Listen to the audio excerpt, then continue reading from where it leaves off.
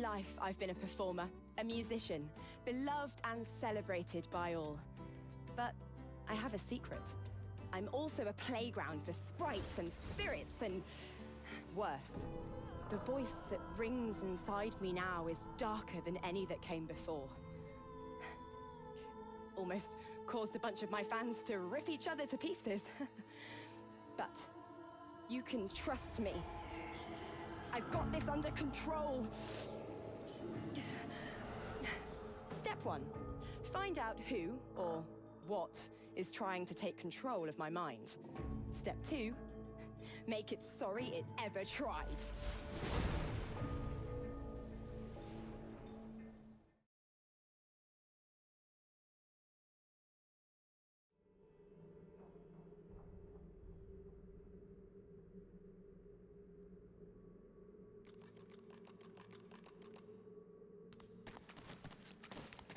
More black ring. The plot thickens. Look out! I see a trap nearby.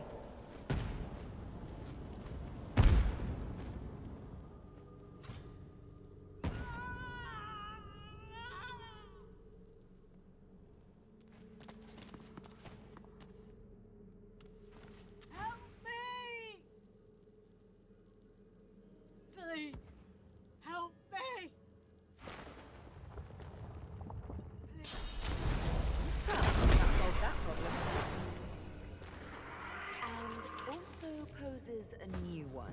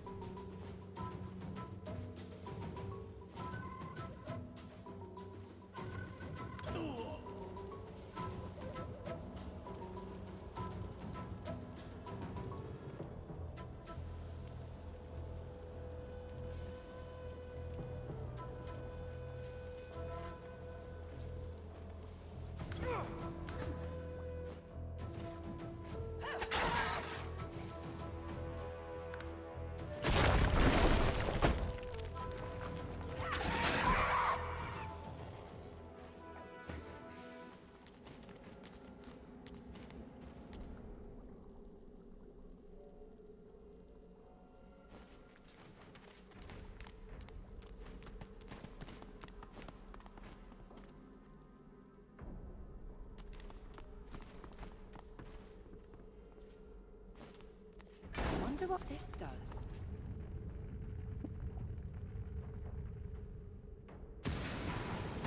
If a device breaks in a cave and nobody is around to complain, did I really break it?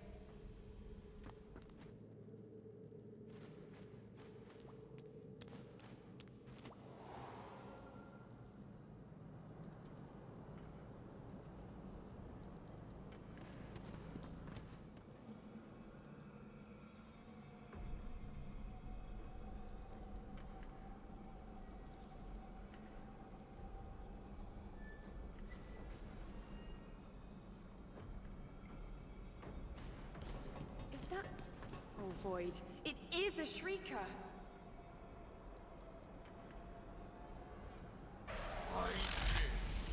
Embrace me! We await you. Join us.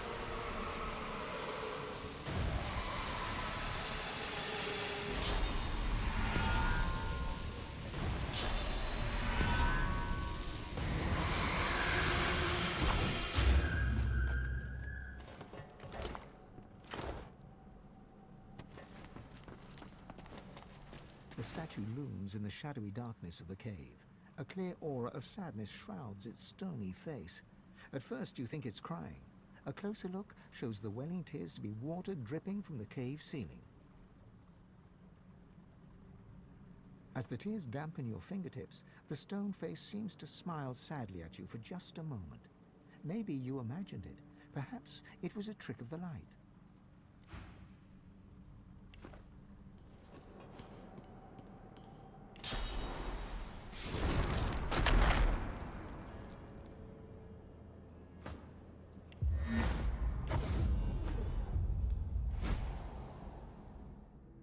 This looks similar to that other relic I found.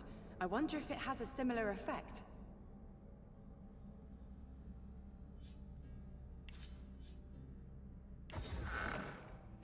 The towering relic seems to hum with esoteric energy, faintly pulsating in time with the beat of your heart. You feel it drawing you closer, yearning for your touch, hungering for your source. As your palms press into the warm stone, you feel the depths of your being crack open. Your power flows from you into the relic, yet a reverse current flows back into you with a new power, a different power. The stone warms and warms until it is suddenly too hot to touch, forcing you to remove your hands and step back. Eternal armor could be very useful indeed.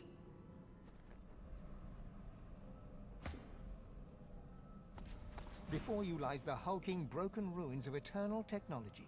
It's familiar, but after so long feels strangely alien too. Despite the damage, you can make out the faint pulse of esoteric energy, a pulse that quickens as you approach.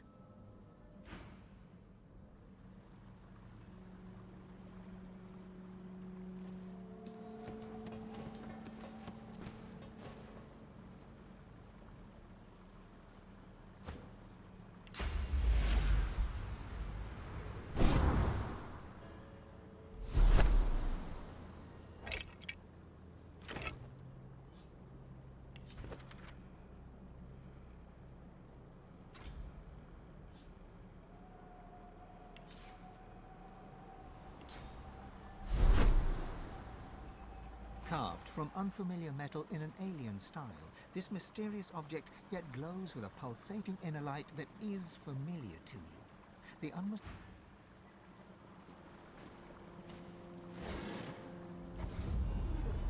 Carved from unfamiliar metal in an alien style, this mysterious object yet glows with a pulsating inner light that is familiar to you. The unmistakable brilliance of source.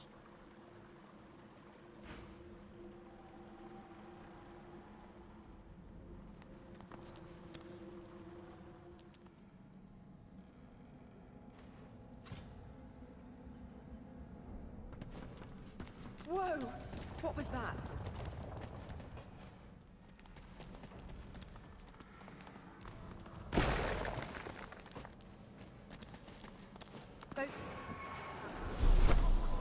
I could help them.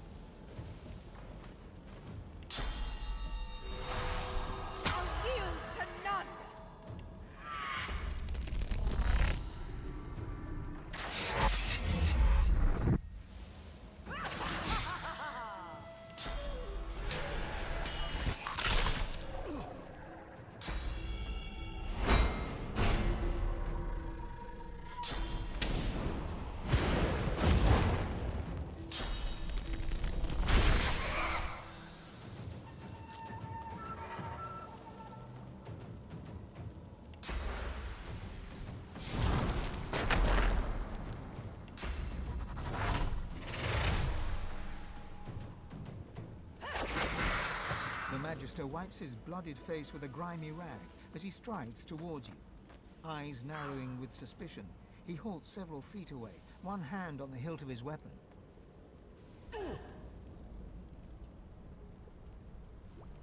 And you are?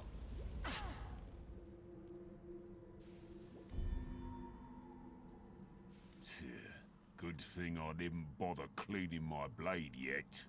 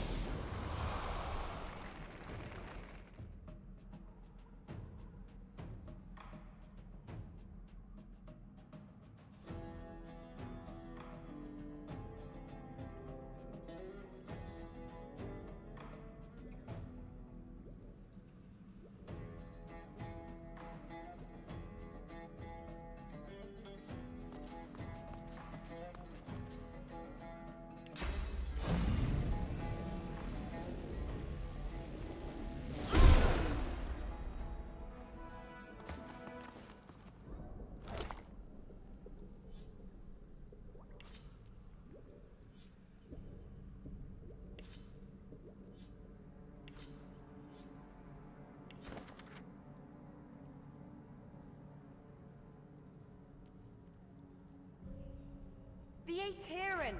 What an incredible discovery!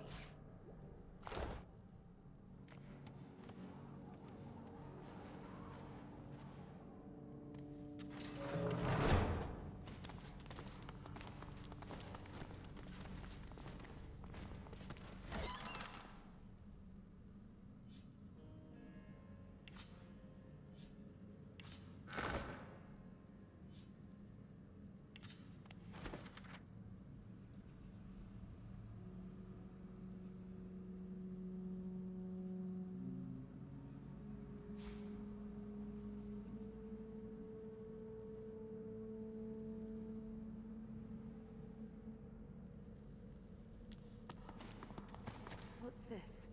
I found something.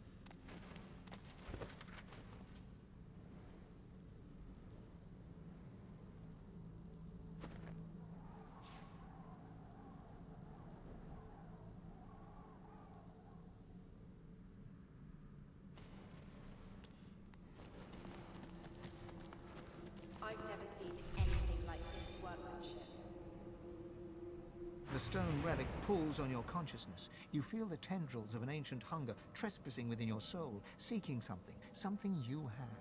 Source. As your fingertips brush the cool stone, you feel the depths of your being crack open. Your power flows from you into the relic, yet a reverse current flows back into you with a new power, a different power. A sharp electrical shock repels your hands from the stone and sends you staggering backwards. A recipe to craft Mask of the Shapeshifter? Well, that's disappointing. You stare at the artifact in amazement. Even though it's broken and suffering from centuries of neglect, there's no mistaking it for what it is. Eternal technology. Looking close, you see that it may be broken, but it's not dead. Its ancient hunger calls to you. It yearns for source.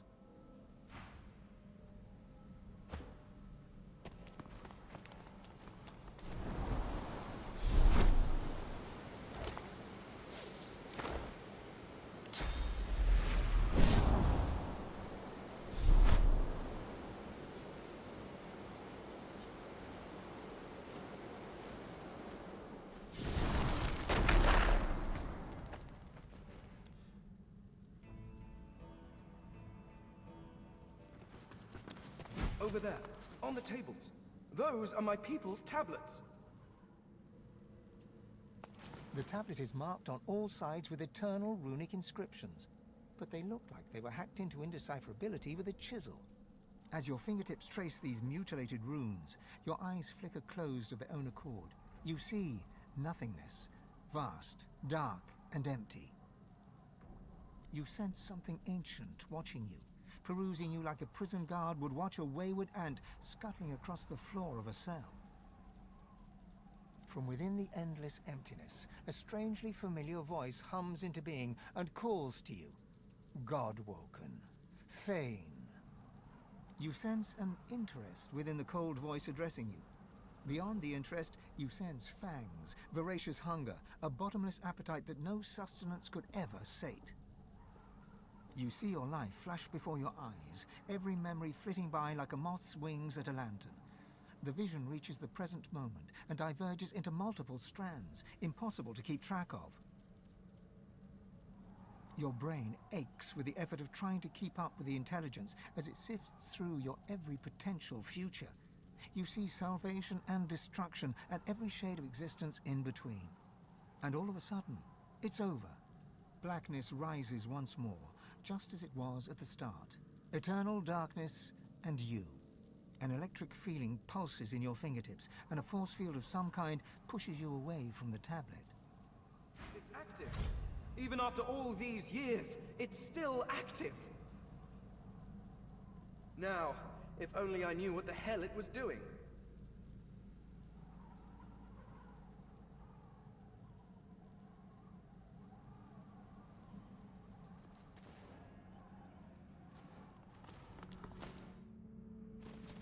Your fingertips burn so hot, it feels like they are melting. An energy seems to travel between the tablet and your hands, sparking knowledge directly into your mind, as if you're reading with your fingers. Looking down at the tablet, you feel the words inscribed there etched into your very marrow. One must rise. You feel a connection pulsing from the stone, a tether stretching back millennia. You hear nothing, but you can feel the screams. Then your fingers grow cold to the bone. Suddenly, you are just a person standing in a cavern, clinging to a stone tablet, as if it were a life raft.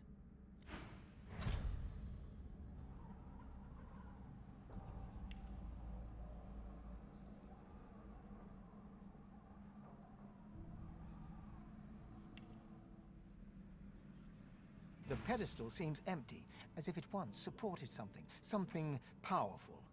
You surmise that this was once the resting place of the Aeteran, until it was torn free and borne away. If this is what Dallas was looking for, then she has claimed her prize.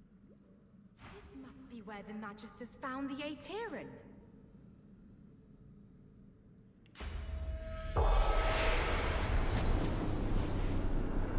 Folding his arms across his chest, the Magister stares at you with baleful eyes. One by one, he points at the dead Voidwoken, the dead Magisters, the dead Silent Watchers. Then, he points at you. Your end comes, sorcerer, just as it came for them and for me.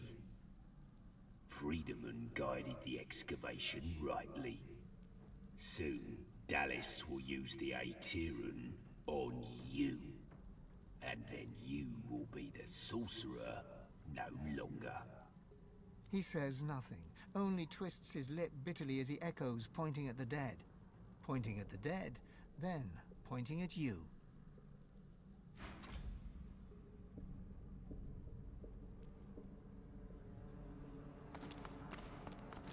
The spirit's memory, in its madness, dances in your mind. You are a sensate, deaf and mute, but gifted with an unnatural ability. Dallas seeks you out and brings you here into the darkness. When the blindfold falls, Dallas bids you find and free a secret power. You close your eyes, and you feel the presence of a hidden truth. You point at it and open your eyes. You are pointing at Dallas. The hammer calmly bids you try again, then steps back into the shadows. You close your eyes once more. Now the vault before you sings to you. You raise your hand to it. It opens to your touch. From the vault, you take a sword. It's weightless, yet it feels extremely powerful. More powerful even than Dallas herself, and yet fragile. A hand falls upon your shoulder. A blade crosses your throat. Blood pours. Dallas whispers, "Good girl," and then all goes quickly dark.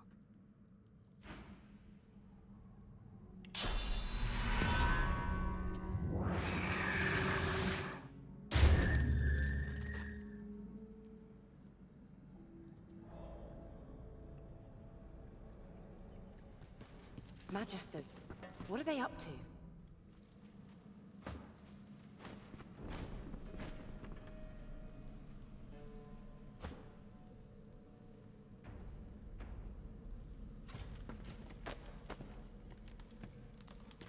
The Magister looks you up and down with utter dispassion. You should not be here.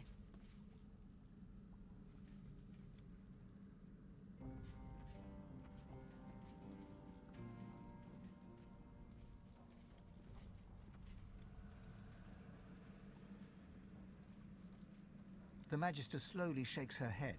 To her, that writ might as well be your death warrant. Intruder! You shouldn't have die!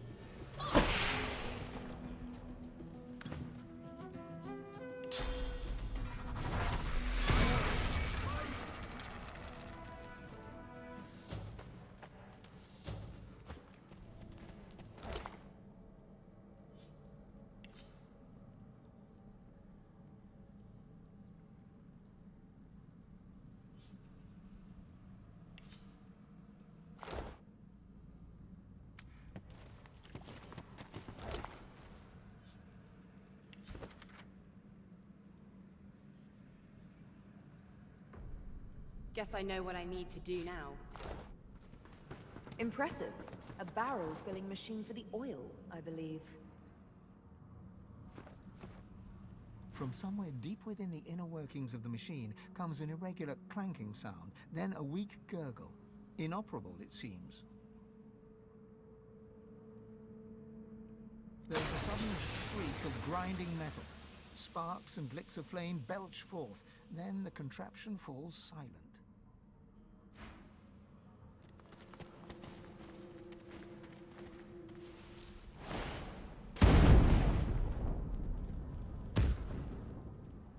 Oil barrels? Not a careful excavation, it seems.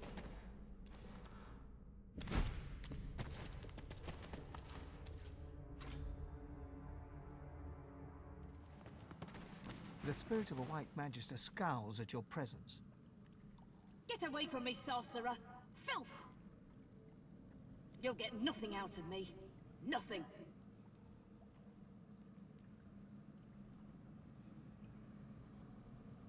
What? No, wait. I'll tell you. We had orders to bring down the wall. They thought there was more to find beyond it. That's all I know, I swear. The spirit meets her fate with an intense scowl.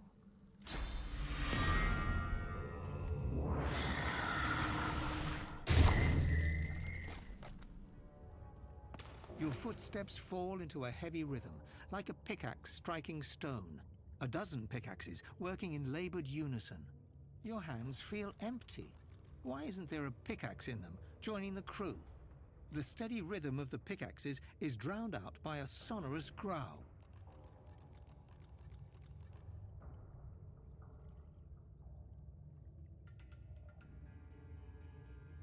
There's no hint of life anywhere, only the noise, only the heat. A hot breath spills across your shoulders from high above. In that heat is a memory, a dwarf yearning to dig, unable to stop. The archaeologist led his crew for months, digging for a beast's bones. His empress needed them to forge a set of armor. A single sharp claw pierces your soul and twists. Something jagged fills your hand, a potent rune of fire. This small token is a promise of greater things to come. Bind the armor set together once more, and be rewarded. You must wander far to find more of the armor. Travel to the Nameless Land, and follow the symbols of the dragon worshippers. As the voice fades from your ears, a sigil appears in the air above you, a flaming arrowhead. The armor you bear surges with a cold pulse in response, seeking your attention.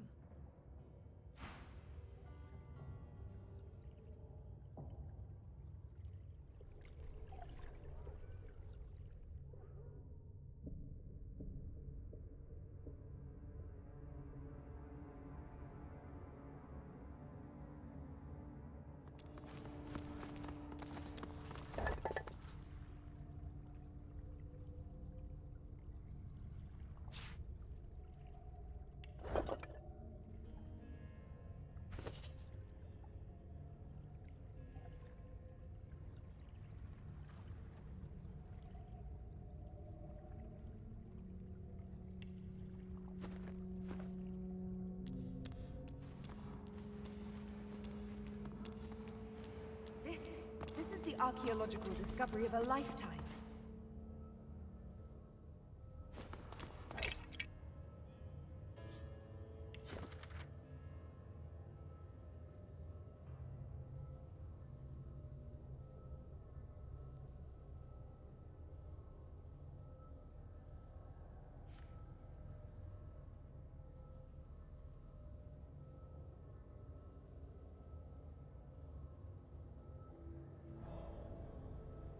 What a way to die, down here in this darkness.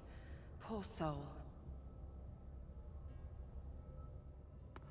The curious sculpture comes alive as you reach out to touch it. It thrums with power and throws flickering, dancing shadows against the walls. The carving is covered in eternal glyphs. They surround a gently glowing stone that makes you think of the night sky rolled into a ball. You read, "Our first lords babes with power glowed, our seconds born in blood that flowed. Our thirds young to the wind return, our fourths to glowing flames adjourn. Our fifth lord's cubs with minds were blessed, our sixths had brawn beyond the rest. Our seventh's brood spread from earth to glen, and thus no king shall rise again." You step away from the pillar, your mind racing. No king shall rise again? What happened here? Lady Amadia. I never would have imagined we would be quite so close. Tircendilius, worshipped by my people.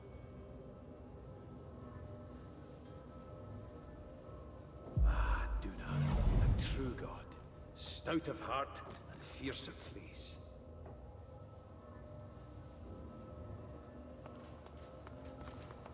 Lady Zorstissa, I must commend you on your reptiles. Every one is as arrogant as you. Ah, Lady Santezza. You were the only one of the seven that could take a joke. Lord Vrogir, a champion of martial challenges, less so of mental challenges.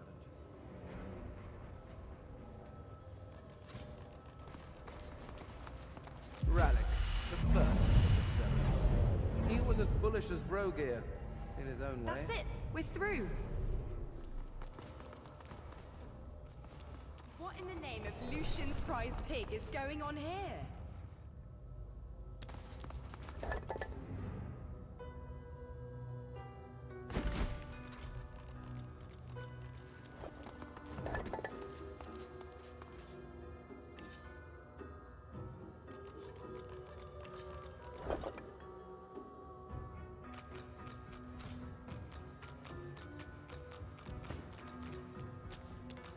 This is altogether too familiar. As the creature crawls from the sarcophagus, you hear a gasp of breath. Fane steps forward, never taking his eyes off her. I must speak to her. It is vital. Please, stand aside. You hear a gasp from the creature as Fane steps forward. It speaks in a hissing, clicking language that seems both completely alien and somewhat familiar. Fane raises his head and responds in the same jolting, clicking tongue. He seems to be pleading with the creature, his hands outstretched. The creature looks down at him and shrieks in rage. Her gestures are quick, strong, and violent. Whatever she said, it seems to have devastated your friend. The verbal barrage continues, but something changes within Fane. He looks up and golden light pours from his skull. When he speaks next, you understand every word, but you're not sure the words are his own. Aetera, I had hoped to see you turn to dust in this tomb. Alone, forgotten, with only your secrets for comfort. Lady Amadia? You possess him? Have you fallen so far that you seek shelter within that? Does your vessel even know what you did? The war you started, the greed and avarice that saw you betray the Eternals? The glow fades, and Fane seems to return to himself. He staggers slightly, exhausted by everything that's happened. The creature turns away from him, and, panting, turns to you.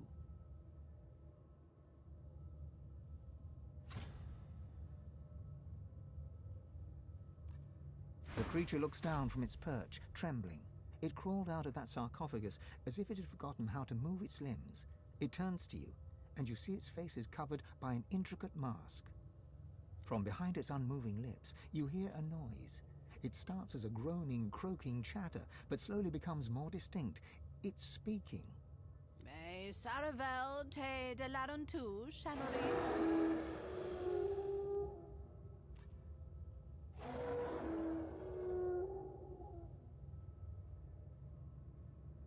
The stream of noise cuts off abruptly. After a moment, you hear a jolting, lurching voice. It wears the face of Tircendilius, but speaks the tongue of beasts. How cruel. I suspected the Seven Lords won the war after they locked me here, but seeing their faces on dumb creatures, A depressing confirmation.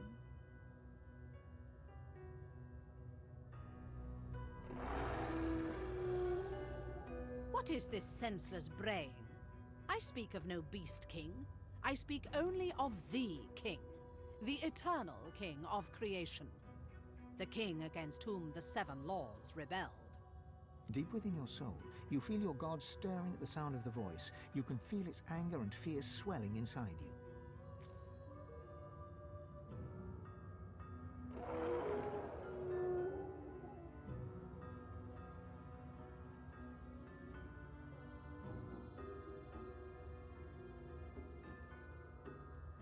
The creature leans forward to get a better look at you, clucking and tutting under her breath. It seems to be a simple form at its core, a sauce vat. A walking, unfortunately talking, sauce vat. Fascinating.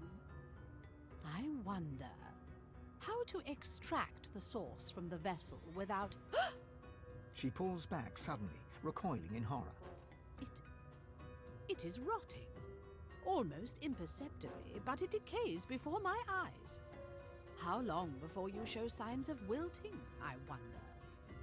The god within you reacts, his emotions a cocktail of fury and fear. You hear his voice, demanding that you give him control, demanding your body obey his will. A'Tera, you worm. An eternity locked away was too good for you. I should have seen you ground to dust and fed to the wind. Your heresies deserve nothing less. The figure recoils, as if struck. Sandelius! What happened to you? Did you truly fall so far? Silence! It is your king that has fallen. He and all the other eternal cowards were flung into the void. And the power you were too scared to hunt has made me a god. And yet here you stand, small, weak, decaying. I will not even need the Aeteran to grind you into the dust. You feel your god freeze at the mention of this Aeteran, a cold terror settling in your chest. Where is it? Ah, of course you never found it. You always lacked imagination, my lord. I hid it in these very caves, although I can feel its distance now. Someone has uncovered it. Perhaps they intend to flay the godliness from you. No matter. Given your pathetic state, it is mine to collect at my leisure. As for that monstrosity you have made your shell, it was designed to die, and I think it is time that design were fulfilled. Do not worry. The source shall not be wasted. It will carry me from this tomb. It will bring me freedom at last.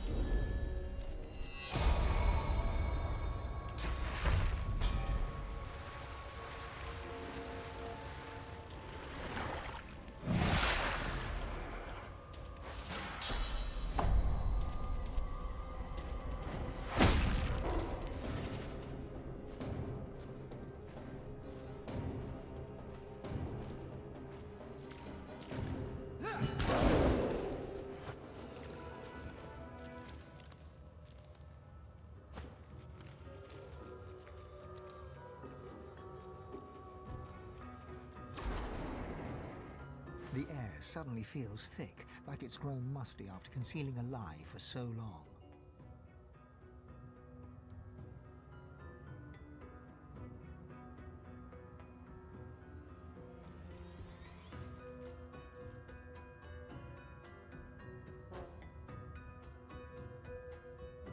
Sun shines, gods lie. Where there's power, there's corruption.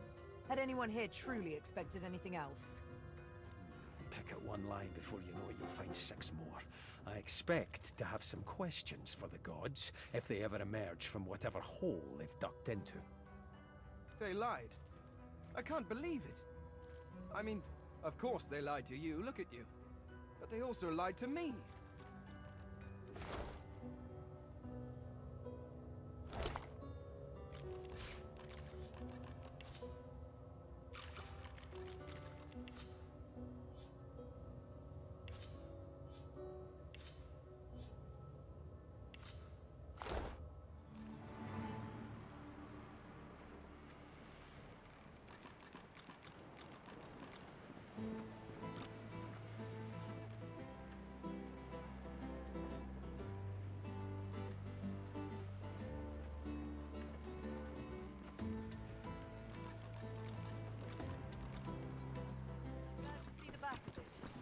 We remain vulnerable while at anchor.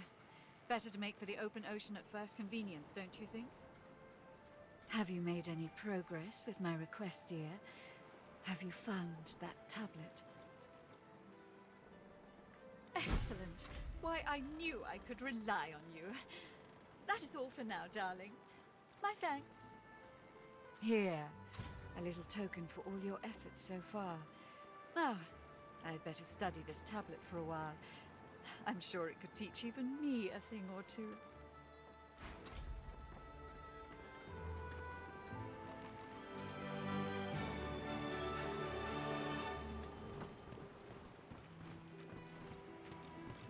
So, Lohse, have you figured out what to do about your little parasite? You don't need me to remind you how important it is you don't let it fester. She stares at you, her face frozen, then blinks once, slowly, and snaps back to life. Well, then we'll have to think of something else, won't we? Don't worry, Lohse dear. Mama Malady will think of something.